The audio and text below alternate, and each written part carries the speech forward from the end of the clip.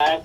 All right, girls, coming back. There will be a slight bump on 3, and then we'll get into our top stories. So we'll come up 3 with a little music, then Deco 1 revealing the A with Key. Ready, camera 3.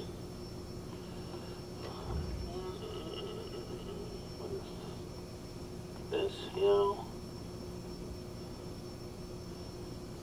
Text 1 double box will be. Angela will toss to Brian. Just heads up when we get there. Brian outside, cool. All right, girls, stand by. 5 away. Start your music like both the anchors. Start your pan. Fade up. Deco 1 revealing to Deco 2. Deco 1. Deco 2. A.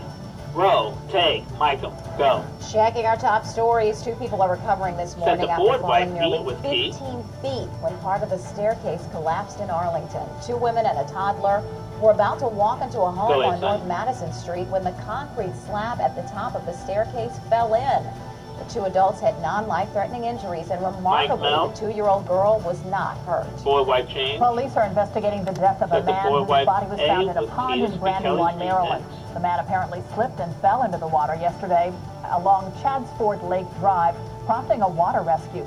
Divers searched neck-deep water for about an hour before they found him. The man died shortly after he arrived at the hospital. Police have not released his name, but they say he was in his 30s. Boy, white chain. Newly unsealed court documents shed light on the case. Fairfax County prosecutors are building against Jesse Matthew. He's charged with the sexual assault and attempted murder of a woman back in 2005. The documents include a DNA analysis. Prosecutors say links Matthew to the attack. Matthew's trial begins on June 8th. He is also charged with the murder of University of Virginia student Henry Graham. It is 8:22 right now, a busy day out there on the roads. So let's get the latest from Angela.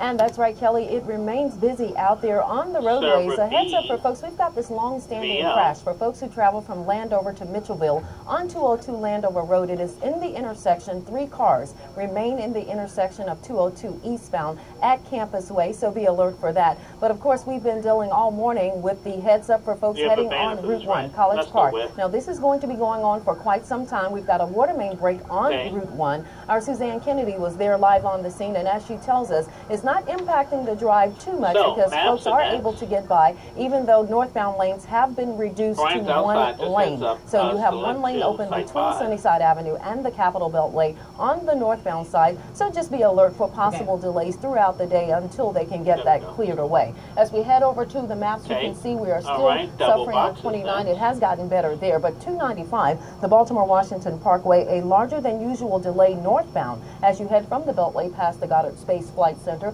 Southbound delays as you approach the Beltway, and of course inside the Beltway, you're on the brakes as well as you continue to DC 295 and Acacia Freeway.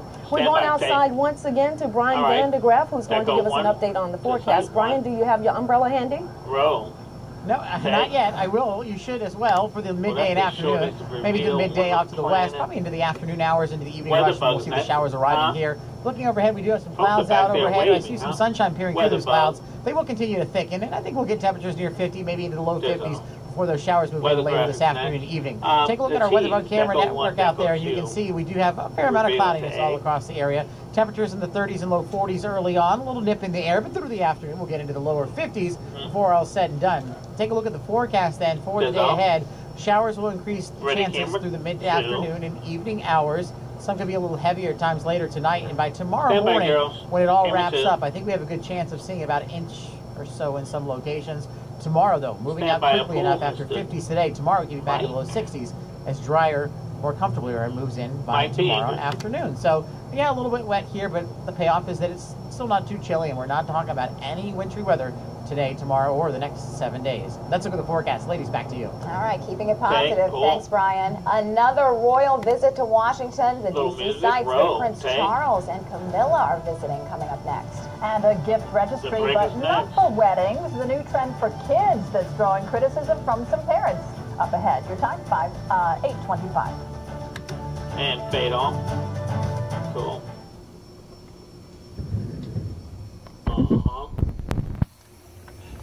All right. 3 box. Camera 3 go 3 box left. 3 box left out of the break on Kelly. And then, who's that? I'm changing